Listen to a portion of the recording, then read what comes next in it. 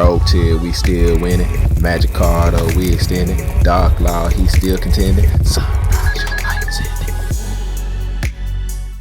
it. Yugi Peoples, welcome to the deck profile for the Accesscode Talker Hero deck. Know y'all have been asking for this for a little bit now. I'm gonna go ahead and give y'all the deck list. Overall, the deck is a lot of fun. It lets you do something a little bit different with heroes. There's like a big surprise factor where your opponent is kind of looking at you crazy because it's like you have Dark Law out there and then you have like all these different other things. It's real fun having, a Dark Law out there on the board with Bagooska, your opponent not being able to do anything, not realizing that their cards still get banished and stuff too. It's surprising when you go into some of the other little things that I've added into this deck to make it a lot of fun to play with. And without further ado's, here goes the deck profile. So my hero lineup is 3 Solid Soldier. This is the second best extender in the deck. And then, of course, 3 Shadow Mist because you want to definitely make sure to pull out Dark Law as much as you can. Just 2 Stratoses because I really don't feel like you want to play 3 of them off in here because, like I said, Solid Soldier is the main normal summon that you really want to have. Stratos is really, really good off of a Hero Lives, though. And then there are other situations where you might have Stratos with Fire Flint Lady or Durandal or Reinforcement of the Army, and it'll allow you to, extend into bringing out your Shadow Mist. But really, my favorite one is to do Solid Soldier with them. Then my last E-Hero is Liquid Soldier because this is the best one for follow-up on your next turn. A lot of times I wait till my opponent's turn to mass change so that I can make sure to get Shadow Mist to go get Liquid Soldier back, because then you just normal summon Liquid Soldier and he can either go grab Shadow Mist for, more mass change plays, or I can go get Stratos and be able to destroy some back row cards. Or sometimes there were times where I just needed to bring back Solid Soldier just because I had the mass change, and then you're able to activate mass change on Solid Soldier, bring out Mass Hero D in, and then use Solid Soldier's effect to bring one of these guys back too. So yeah, this card was really, really good in the deck. He was the MVP in the way this deck runs. A little bit different from my Master Duel list because we have DPE. I did play the 2 traders, Celestial and Dasher. I mean, they're not really traders. They're just kind of splashed into everybody's deck because DPE is really, really good.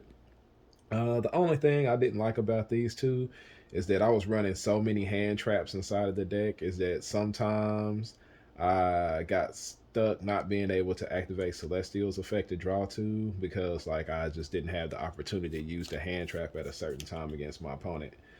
2 Fire Flint Ladies, this is good. This is what allows you to bring out Dark Law with Babuska. If you don't have a Hero Lives, you go normal summon Solid Soldier, special summon Stratos, go add Shadow Mist, and then special Fire Flint Lady, special summon Shadow Mist, go search for your mass change and turn those 2 in Babuska. Or if depending on the deck and matchup that you're playing against, you might not go into Babuska. You might actually turn those 2 into Verte and make DPE. And then the last one, the last monster, Warrior, attack gainer. You can use this one, our Grappler Anger, just as long as it's a warrior tuner that you can special summon out with Asolde so that you can turn Asolde and the little tuner into Christian Hyper Fireback so you can link climb up into Accesscode Talker. So yeah, that's the little warrior lineup. Like I said, this is your main normal summon, the Solid Soldier. This is the guy you want to be summoning on turn 1, and then turn 2 you want it to be Liquid Soldier. I wouldn't change the lineup here at all. I don't mind only having 2 Stratos. I really don't think you need 3. It's different in regular hero builds where you're going to go search for Ferris to extend and stuff, but in this deck it's just not so great. Most of the time you want to summon him off of a Hero Lives. So that's the monster lineup right there. And then one of the best things that I was trying to do with this hand trap is make it, a little bit more competitive. Like all the decks that are right now, you know, all these 42, 45 card decks that are running like 15 hand traps. So, you know, with the small little package and stuff that we're playing, we actually have the ability to do that. So you see 3 Nibiru's, 3 Ash, 3 Ghost Bell, and 2 Effect Veilers. So 3, 6, 9, 10, 11 hand traps. It's a 42 card deck. So, you know, you have a pretty good high chance of drawing two. And a lot of the games, you know, that I played, I was drawing two hand traps plus enough engine and stuff to go through it. Nibiru, you know, performed awesome, especially if you draw it with this to go against the adventurer thing, because you can activate Nib, chain this to it. Ash and Nib were so good. Veiler, this one wasn't always all too good, but the thing about the Veiler is that you need it to bring it out with the Christian Hybrid Fireback so that you can go into Selene.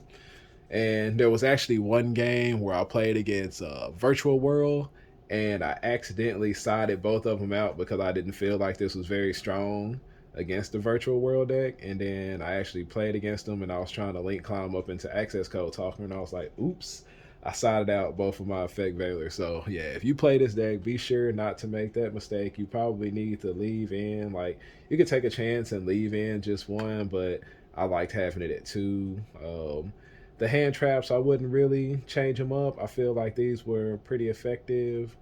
Like, the only one I didn't really like, you know, too much was Ash. It just seemed like I always draw that as my sixth card, and then it's like it's their sixth card, and you can't really do too much about it. But this card was awesome because it was good whether I drew it in my first hand or second hand. And it was just like most of the time there were even games. I think in my top 8 match against Dinos, I opened up with 3 hand traps and engine, and you know, just the ability to play heroes and be able to bring out Dark Law and have like 3 hand traps to back them up, and you know, it was just good. So this is my hand trap lineup. Feel free to, you know, change it any kind of way you like. There was one thing that I wish I could have did, which maybe I should have thought about a little bit more, is that some people are playing Bale. So maybe I could have did like 2 Ghost Ogre and 2 Ash, and then did 2 Bale. That way I kind of have 2 of all of those off inside of there. Yeah, because I had cross out Designator and I got Ghost Bale, and I was like, hey, I don't have Ghost Bale to cross out. So that was definitely a mistake on my part. So you might want to replace one of those with Bale, you know, just to have that option. All right, so that's my hand trap lineup, my spells. 3 mass change, of course. This was really good because like everything that I brought out, especially even Solid Soldier, I was able to go into mass change. And then this card with Solid Soldier and DN is just really, really, really good. There were times where, you know, I go out DN, and even if I couldn't OTK my opponent, his effect and Solid Soldier's effect, a special summon one, and then DN's effect, a special summon another one. It gave me like two level 4s so that I could exceed summon, you know, into like Bagooska, you know, so that was really good. Then 2 emergency calls is because you really want to get to your engine. I had room for it, so I put in 2 crossouts. I felt like, what was the point in, you know, not running in when I have so many hand traps off in there, so many ones that people are playing. Like I said, I probably should have put Ghost Bell off inside of there somewhere. So yeah, I probably could have main deck 2 of those, maybe take out 1 Ash, 1 Ogre, and go with 2 Bells also, so that you have the option to cross those out. Fusion Destiny, I drew this card a lot. Like, it was just awesome. It's like I don't have to make Verte, I can just go Fusion Destiny. So a lot of my boards, I know it might seem crazy, but I did do Babuska, Dark Law, DPE, because like they can't droplet you. But then if they do have like Chalice, then it's like they have to pick and choose. It's like even if they pick Babuska, then you still have Dark Law and DPE. If they happen to have 2 of them, you know, 2 Imperms or Imperm Chalice, you know, they still have to pick one of them. And it's just like with Dark Law out there on the board, like just Droplet is just not an option at all. So yeah, this was really good in the deck. Then 2 during those, 1 in case I drew it, so that I could go search for the Fire Flint Lady, and then I wanted to have a second one off inside the deck. That way I would be able, so that Aso's effects would still be active. Then 2 A Hero Lives. this was the enabler, like a really, really big enabler, because it would allow you to do Bagooska Dark Law with just 4 summons. Because you just go Hero Live, Stratos to add whichever one you're missing, a Solid Soldier or the Shadow Mist, and then you special summon the Solid Soldier with Shadow Mist. Go get your Mass Change, turn those two into Babooska, and then Mass Change your Shadow Mist into Darklaw, and you have your dynamic duo Babooska Darklaw. That board was so good. A lot of people just didn't know what to do when it happens to them. Yep, so it was really powerful. I liked it. It was just as good in real life as it was in Master Duel. Then my one ofs, one Harpy's Feather Duster. I probably should have played Twin Twister instead of that one because it's really good against the prank kids. And yeah, I just figured I would probably have more skill drain. A lot of people are playing skill drain in my meta, so I figured that this would be just as effective. But there are also like quite a few prank kid players, and so maybe I should have just replaced that with Twin Twister. So that's an option. Then of course one called by, this card was awesome, and then one Rhoda. This card was also awesome because it can search for one of your hero pieces, or you can search for the Fire Flint Lady.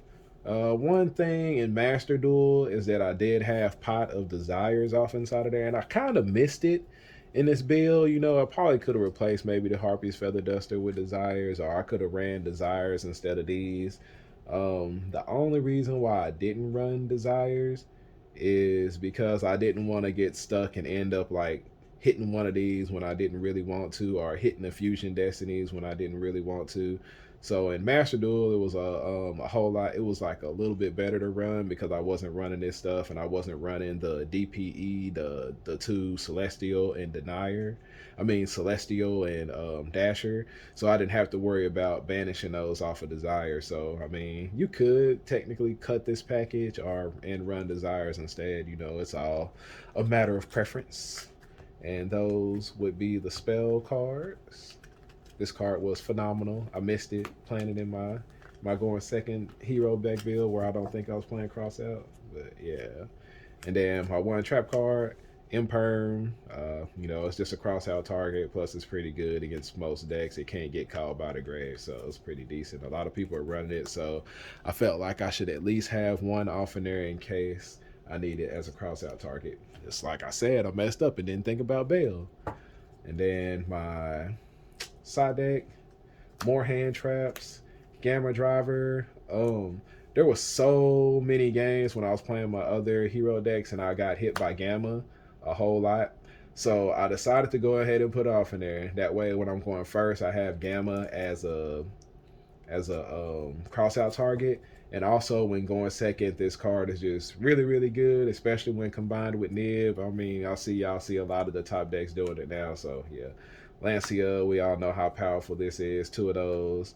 2 token collectors because Sword Soul is still running rapid. Also Oridon tokens and just like adventure tokens. Like tokens just eat them up. And also it is a level 4, so I was able to go into stuff like Babooska, or you'll see some of the other rank 4s that I have off inside of there. So it was really useful when I could special summon him. And I just learned not too long ago, I think a couple days ago, that I can't get in the beard if token collectors out there on the board. So I'm gonna have to remember that. But yeah, him being a rank 4 and a special summon, it helped out in like quite a few duels. It was like I said, pretty clutch to be able to go into my rank 4s and stuff with him, and then have him in the graveyard and still being able to come out to stop my opponent's token plays. And 2 Drolling Lockbirds.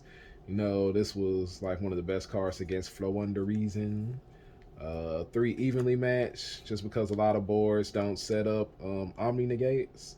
And, this is just really good against a lot of those boards. And then 1 red reboot, because I don't like trap cards, and you have the ability to OTK through a lot of stuff. And then 1 more Imperm for, decks that Imperm is good against. And this was my side deck lineup. Like, there was a lot of times, depending on what the deck was and what hand traps were more effective, I would side out stuff like Emergency Call or Rhoda. There were a couple of times where I might side out one mass change. It just kind of depends on the matchup and how many hand traps I'm trying to fit off inside of there and who they were really effective with. This card came in so clutch. For some reason in my area, a lot of the Invoke Shadal Dogmatica people are playing the non-spell, what's that? The Secret Village. And that sucks because you can't activate spell cards and stuff on them. So this card came in like really clutch in a lot of matches against Flow Underease and stuff too. It was just really really good.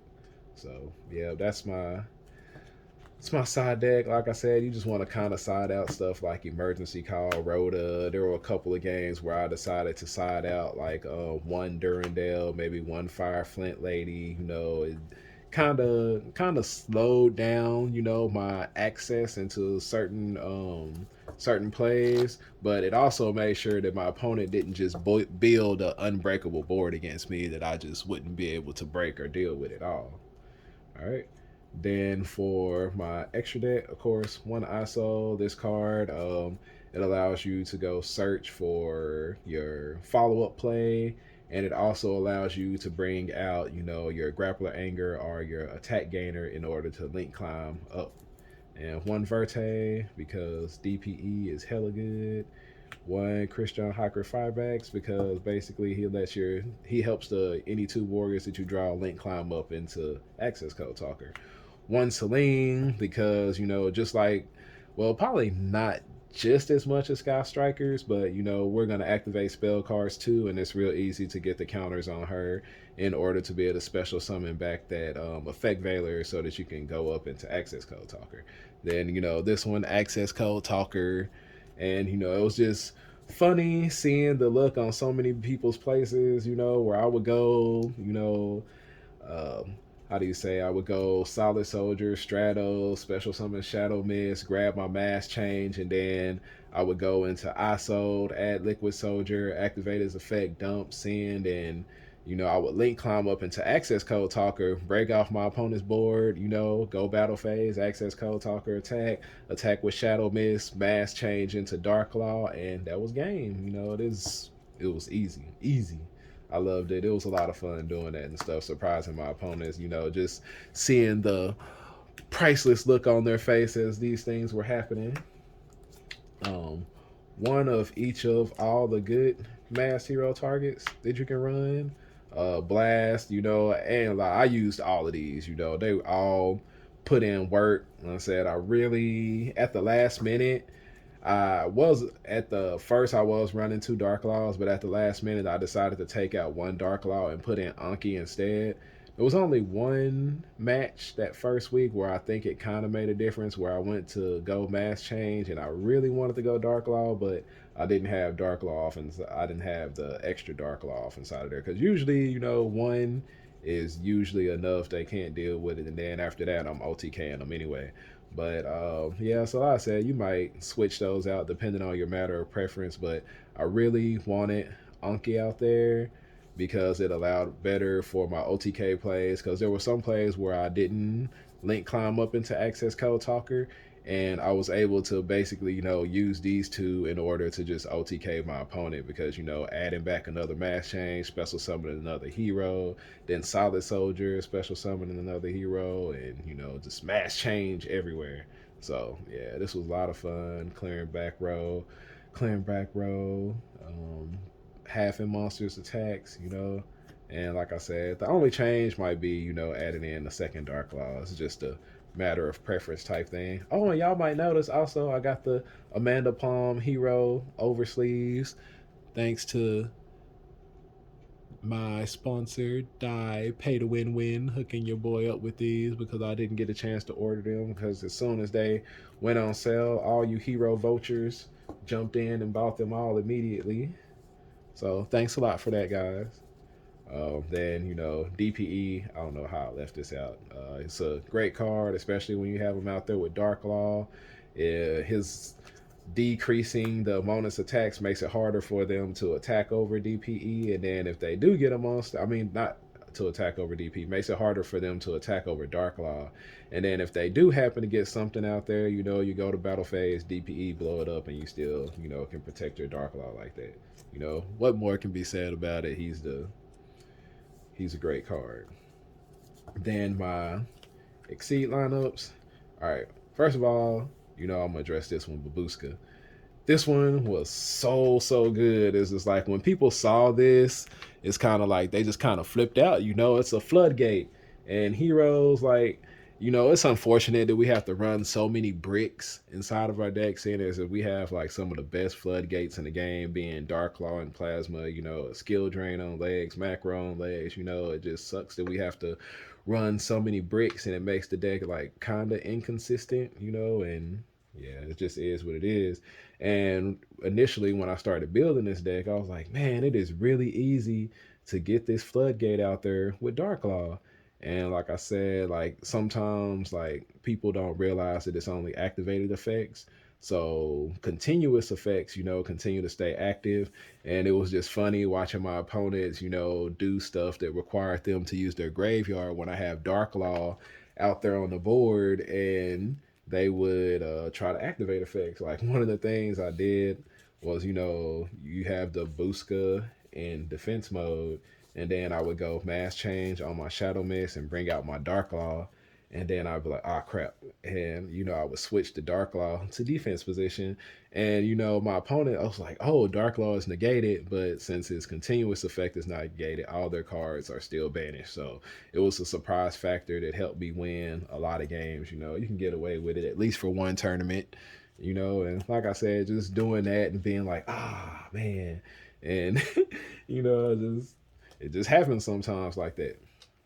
And then one of my other favorite things, you know, to do with this is like when it's an attack position, since it can't be destroyed by card effects, it was really powerful against like stuff like Chuchi, even DPE, you know, and then you would be able to, since he's got the two materials up under him and he attacks, to go ahead and just put that Zeus on top of him and wipe the board. You know, I did that a couple of times, and then I would go into my hero plays because like sometimes I would get hand trapped to the point where all I had was Babooska, and you know, you just have to detach one material during the standby phase. So when it comes back to your turn, he still got this one and one material up under him, so it's enough to do one Zeus.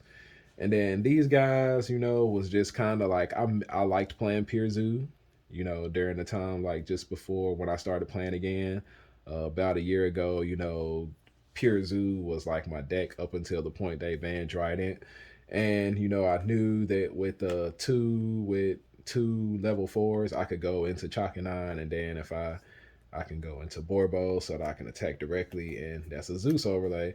So actually, like this wasn't all that effective. There were some other times where I wish they were other level fours, you know, and these are kind of interchangeable. Like I would say either like Tornado Dragon would be really good. Abyss Dweller is actually another one that I probably could have used. So these are really kind of like flex spots that you could use. I would leave this off in there just because, like I said, it works really good with Babooska. But these two, you could really kind of really replace them with any rank 4 that you want. Like I said, Tornado Dragon seemed like it would have been a really good option for me, and also Abyss Dweller, because Abyss Dweller is like hella good. So you know, having Abyss Dweller out there on the board, you know, with DPE or something like that would be crazy. So yep, and that is my extra deck, and that is the Accesscode Talker Hero deck. You know, y'all have any questions, you know, hit me up, let me know. Like I was gonna kind of do a combo video, but there's not really, you know, too many combos that you want to do with this deck. You know, like I think like the best play is when you have Hero Lives with, you know, either one of these and you're able to go Stratos.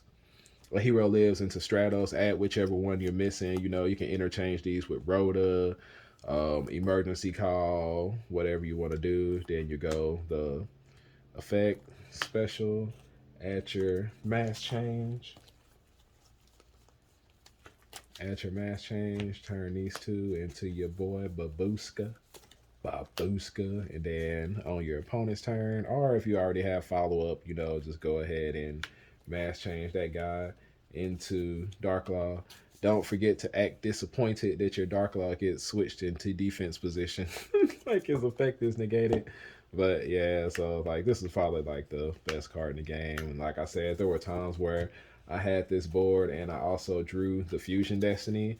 And you would think that it was weird to have DPE out on a board like this because Bagooska is out there, but I just didn't want my opponent to like have like double imperm or imperm chalice or something like that in order to negate those two. So yep, that is the deck profile. I hope y'all liked it. It was a lot of fun playing the deck. I did play it. Y'all will see on the vlog that I actually didn't get to like finish and everything and stuff, so I have to finish the ending for that. But yeah, there were a lot of things going on in the tournament and I didn't get a chance to finish it out, but it was a lot of fun playing with this deck. Would I continue playing it? I don't know. I might switch it up from time to time, play it again. Like I said, the surprise factor was a lot of fun. It was a lot of fun playing the deck, actually being able to play heroes without bricking so much. Yeah, because I didn't really brick too hard with this deck. And then even if I did just draw like unplayable hands and stuff, I was able to stay in the game because of my hand traps. So, yep, that's it for this deck. Dynamic Duo going in. Like, subscribe, let me know what y'all think. And I will catch y'all later. Appreciate you for watching.